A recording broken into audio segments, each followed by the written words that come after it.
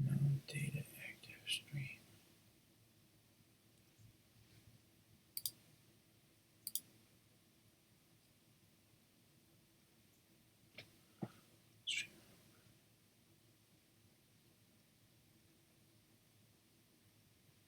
Set encoding software. That's all done. It's all done.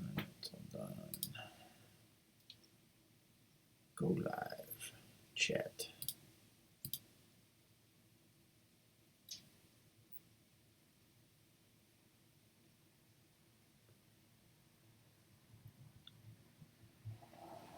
Okay.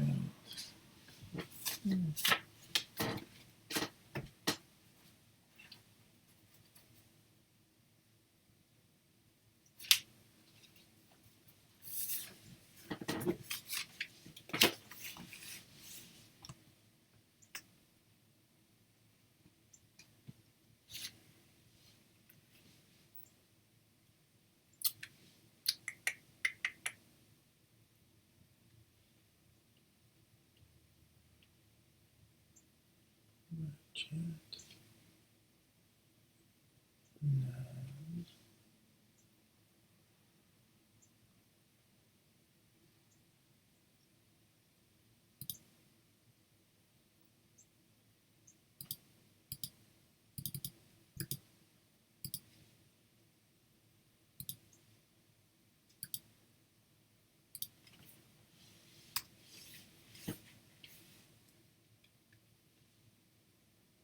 Patriotism. It inspires passionate debate, and it's worn like a badge of honor with good reason. Because it means love and devotion for one's country. Patriotism. It inspires... Got it. We already start recording. Okay, well, here we go. I've been recording myself, or I've been online here. Hi, this is Bill, the knee pain guru. The best in the world at eliminating knee pain without drug shots or surgery. If you have questions regarding your knees, you can start putting it into the chat box. I see Kamal's here. So Kamal, if you have questions about your knees, go ahead and start typing them in there. There's a few things I want to share this week, which has been interesting. 3 things I want to share. One is a question, one is a comment I received on YouTube, question I received on Facebook, comment I got on YouTube, and then a client that I've been working with for several years from India that shared some great stuff for me, or with me. The first piece that I want to share today is the YouTube comment. And this is, let's see, this was one of the passive stretches, or what I refer to as pain pattern interrupts. It was someone that found me on the internet, visited my YouTube channel. You can do Google or YouTube search for the knee pain guru. And it was Maureen. And they did one of the pain pattern interrupts for the rotation of the lower part of the leg. And they left the feedback, "Oh my goodness, I felt a difference immediately. I thought I was going to have problems walking at a young age. Thank you, thank you."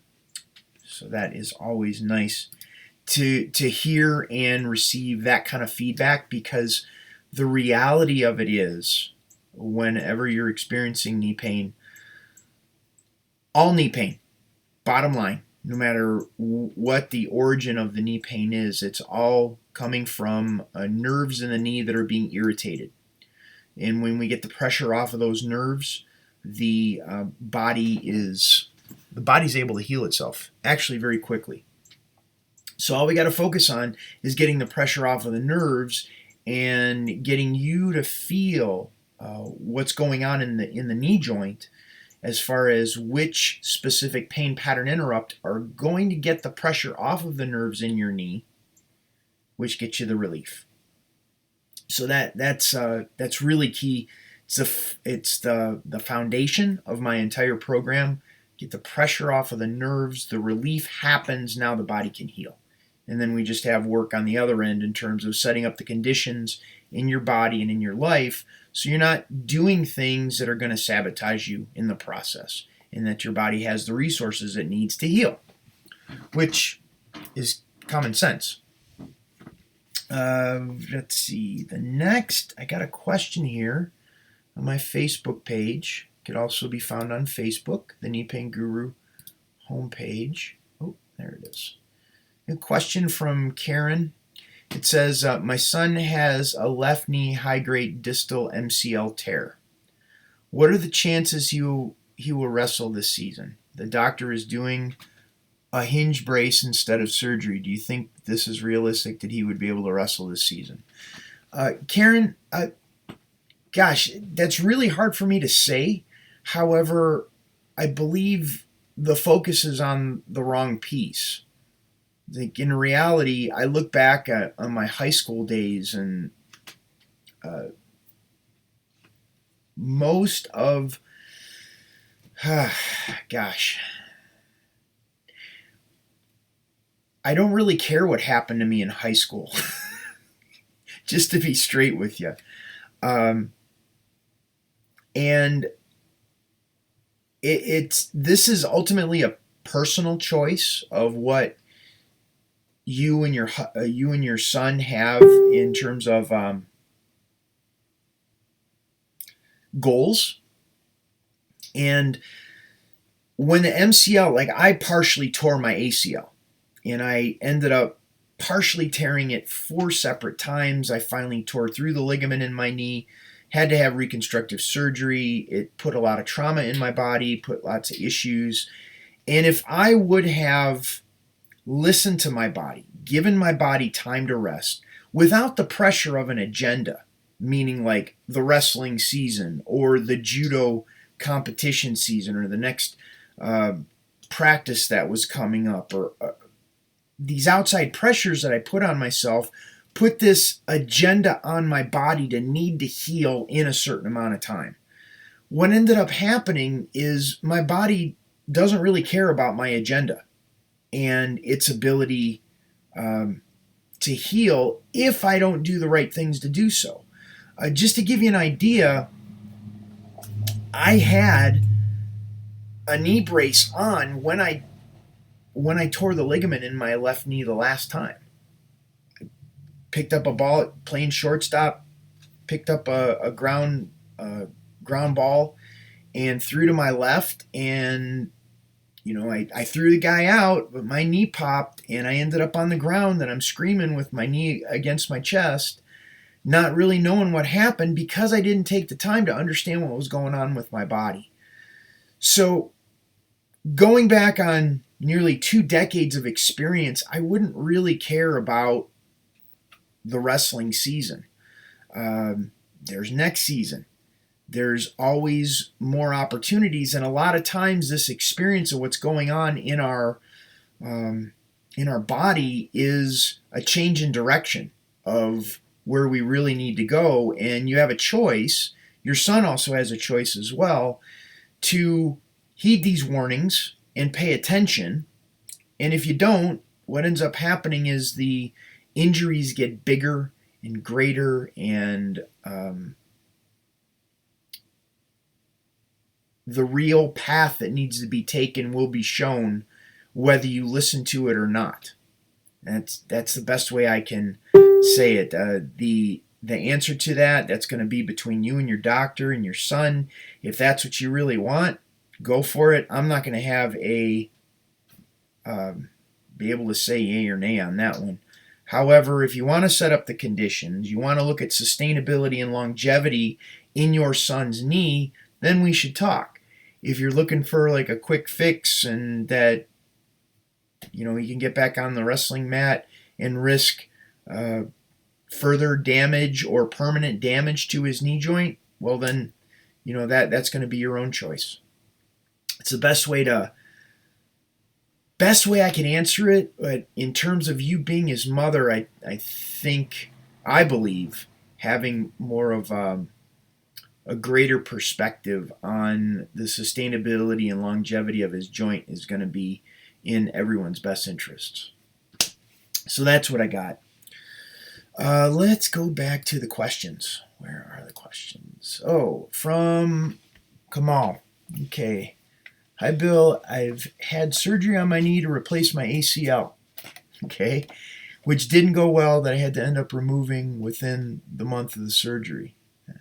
Now that I'm left with a lot of stiffness, it won't get past 130 degrees of flexion. It's painful, so what advice can you give that helps get flexion back? Because I play volleyball and we're always having to dive on the floor. Um,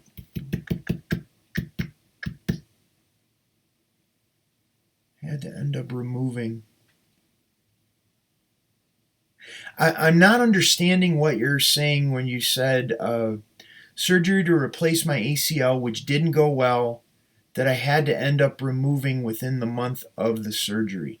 I don't understand what that means. Did they remove the ACL? Did they take the pins out? Is there that's what I'm not that's what I'm not understanding. And in some clarification around that is going to be helpful. Now, for anyone that's listening to this that is just having stiffness in their knee, lack of flexibility, lack of flexion, then what we need to look at is the bigger picture that's going on in the hip, the lower back, the knee, as well as the ankle and the foot, because they all play a role in the ability to flex or extend the knee. You also have to look at the rotation of the tibia and fibula. Tibia and fibula, which is the bones in the lower part of the leg, in relationship to the femur, which is the bone in the upper leg, as well as how the femur sits in the hip socket. Addressing those tension patterns specifically with pain pattern interrupts that I talk about, to relaxing those tension patterns allows the body to unwind and let go of what's happening. And once we start doing that and see the bigger pattern that's going on in your body, it'll free up. The pattern will let loose, and we'll get a better understanding of the underlying tension pattern that is creating the stiffness and the pain in the knee, if that helps. So let me know, that part about ended up removing within the months after the surgery. Define that a little bit better, and I'll be able to give you a better answer specifically. If anybody has questions over in the chat box on the right, I believe, they can leave a question there.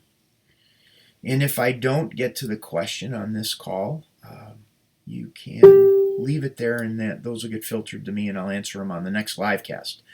For those that are watching the replay of the live cast, you would like to get notifications of when I will be doing these, you can go to thekneepainguru.com/live, where I answer these questions live on these calls, as well as if you want to get notification on your phone, then you can send a text to follow these specific instructions. Send the text to the telephone number 40404. And then in the line, the subject line, put in follow, FOLLOW, hit a space, put in the @ symbol, the Knee Pain Guru, and hit send. What will happen is that will get connected with my Twitter account, and you'll receive a text notification when I'm going to be doing these live casts. So you can get it on your phone, probably be 10-15 minutes before I actually go live, and you can ask your questions right on these calls. So you can go ahead and check that out. If you'd like to speak with me in person, go to thekneepainguru.com. And there you can get set up for a time to speak. We can talk about your knees, figure out a strategy. I also have some great resources on there that'll help you begin getting relief in your knees today. And then, of course, if you want to if you're satisfied with just like getting a little bit of relief, that's cool. However, if you want to completely get your knee out of pain and you want to live your life that you want to live, then we can talk. And I have programs that can achieve that for you. In the meantime, I want to share with you, I got a client that I've been working with for a couple years. Her name is Pallavi. She's from India. And I want to read you some of the insights that she had. She said she felt like writing in. She hasn't checked in with me in a while. She said she consciously comes back to the principles of my program every time because I know they work. And here's what I've discovered that really worked for me. And don't forget, I've been with you since the early days, apart from what I've learned from you. So she was given some insights of what she had. There were 5 things. One is tuning in. She doesn't do my pain pattern interrupts blindly.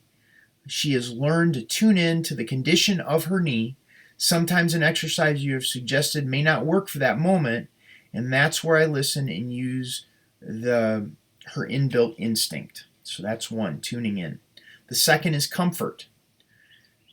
Not the pain, not the exercises, but comfort in the knowledge that I can always turn to me in the program, which always unfailingly provides a workable answer. 3, integrity. Walking her talk and never giving up. I don't have to be in touch with you regularly to keep drawing from the well of my experience. She has to apply it in real time. This is awesome. Number 4, common sense. This is the main bit. I realize the value of my knees, and I have that there's someone out there willing to help, namely me. Makes the most of it. Staying dedicated to the process of healing, and she doesn't lose faith. And the last one, number 5, is connection. Connection with yourself and communicating with her own body that they have the capacity to heal you. She calls it meditation. And she says, Bill, I've given the fact that I have always taken my knees for granted. I've been very active and abused them a lot in my youth, strained them a lot during my yoga practices. I think I have managed all right. As one ages, one needs to respect the limitations of the body, and only when we are ready to do that, the body thanks us back by pleasantly surprising us. Thanks, Bill, for being around and helping. Always wanted to say that. Take care, Pallavi. So it's important to understand, and Pallavi really shares that in her email, that there's so much more to the program that I'm offering than just like exercises to get you out of pain. This is a real way of being with your knees and with your body that provides for sustainability and longevity of what's going on in your knees as well as in your body and in your life. So if that resonates with you, great. If it doesn't, that's okay too. My knees don't hurt. If your knees still continue to hurt, then maybe what you're doing isn't working. Maybe what you're doing, you want to look at something else, something different. So I will leave it with that. More information, head over to my website, thekneepainguru.com. Lots of information there. Let me help you if you want. Oh, Kamal just sent me another thing. The ligament got infected and everything had to be removed. I did a few days of physiotherapy, which got me to 130 degrees of flexion before I was discharged. I still have some building of the quads. Yeah. Are they planning, Kamal, are they planning to redo the ligament? Do they know why the infection?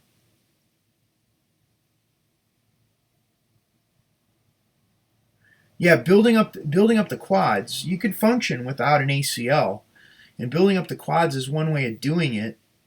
But the stiffness comes from your body protecting from the fear of the injury, and then the surgery, and then the infection. Those are all traumas. Those are all independent traumas that your knee experienced. And when your body experiences trauma, when it experiences fear, what do you do? You tense up. That's what your knee's doing. That's where the stiffness comes from. Strengthening the quads is one half of the equation. If you continue to strengthen the quads, what happens is there's already a neurological dysfunction going on in the knee. So by just strengthening the quads and not addressing the neurological dysfunction that's causing the knee to be stiff, you're just making a stronger, stiff leg. And it sounds like ridiculous. However, that's what we end up doing. That's not to say strengthening is bad. However, we have to address the patterns that are causing the problem to begin with. And if we don't do that, we just set up the conditions in the body for the issue to get worse. And that's why there's so many people limping around with knee pain that end up in their 30s and 40s, get diagnosed with arthritis. The joint dehydrates, the joint begins to wear, they get bone on bone, and then they're having a conversation in their late 40s, early 50s of waiting till they're old enough because they're a perfect candidate for a knee replacement surgery. You know, if that's what you want, the conventional medical model is lining up. You know, you could do a knee replacement surgery as an outpatient surgery now. You go in there, they'll cut the bones off in your leg and replace it with plastic and metal, and you're on your way. But if you want something sustainable for your knee, for your legs, so you can get back to your normal life, then we have to do something different. Because what is out there and what's being offered, you know what to expect. And the conventional model doesn't make any bones about it. They're real straightforward about it. They're not lying to anybody. Based on their model, based on how they view the body, based on how they view the knees, they're correct. However, that's not the whole reality. They're looking at something about this big, and what I'm talking about is all the possibilities that are out there. The possibilities for your body to be able to heal your knees. So, part of answering your questions is to answer your questions in this perspective, but we have to look at the bigger picture. I saw this quote the other day on my Facebook page. It was a quote by Henry Ford that said, if we would have asked people what they wanted, they would have said a faster horse. And that's what it is with people suffering with knee pain. They want to get their knees out of pain, but they don't want to see the bigger picture. They don't even know to ask for the bigger picture of how they can get their legs, their knees, their movement back to the way it was when they were a kid. That's the real conversation. So hopefully that's helpful. Okay, more comments below. Let's see what we got.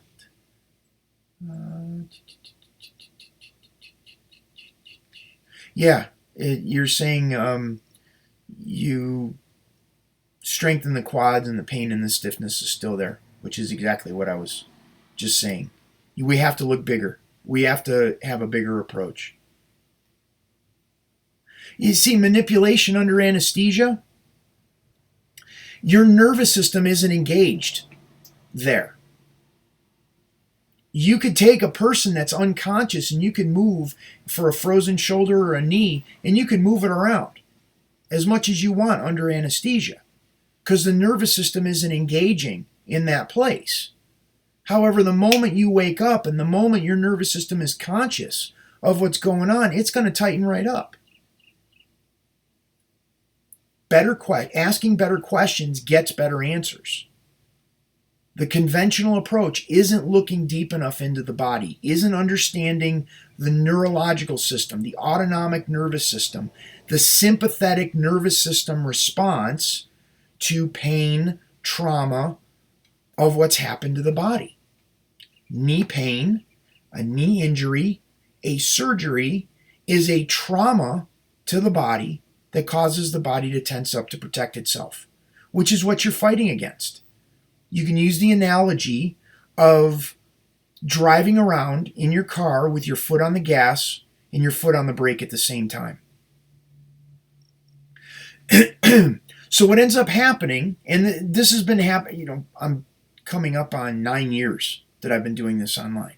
Someone, very much like yourself, Kamal, will ask me about these things. They'll strengthen the muscles in the legs. They'll go get manipulation under anesthesia. They'll get shots in their knees. They'll take drugs, pain-killing drugs. They'll have an exploratory surgery to see if they could fix the stiffness of what's going on. And they go through all of that, continues to be more and more trauma to their body. The drugs are polluting their body because they're all synthetic chemicals. The shots sometimes makes the knee pain worse because you're not addressing the issue, the underlying pattern. And then they get more and more depressed, get more and more frustrated with the process and say nothing works. And that's because nothing works in that box.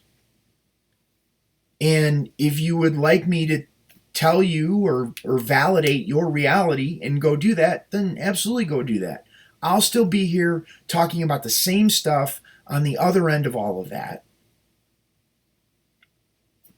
However, if you want a real solution, I got it. And I'm not going to compromise on it because I know it works.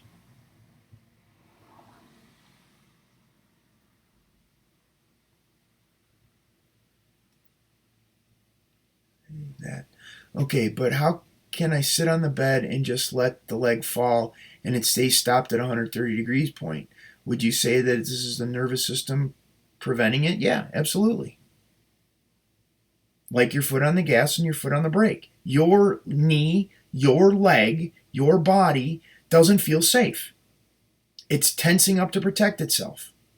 It happens when the body experiences fear or experiences trauma. It's very basic. However, no one's talking about it except me. But that's okay. Anyways, okay. I am going to wrap up the call for today. I have a few things I got to get done before some meetings I have in a little bit. So I want to thank everyone, Kamal, for asking the questions, Rombold166 for leaving a comment there. If anybody has any questions, we're working on the website, the kneepainguru.com/live. We'll have a space to ask questions there, replays of these videos. Head over to the kneepainguru.com. All sorts of good stuff there. I'm here. You want help with your knees? I'm here. Okay, this is Bill Paravano, the Knee Pain Guru, signing off for today. Have a wonderful rest of the day. Thank you so much.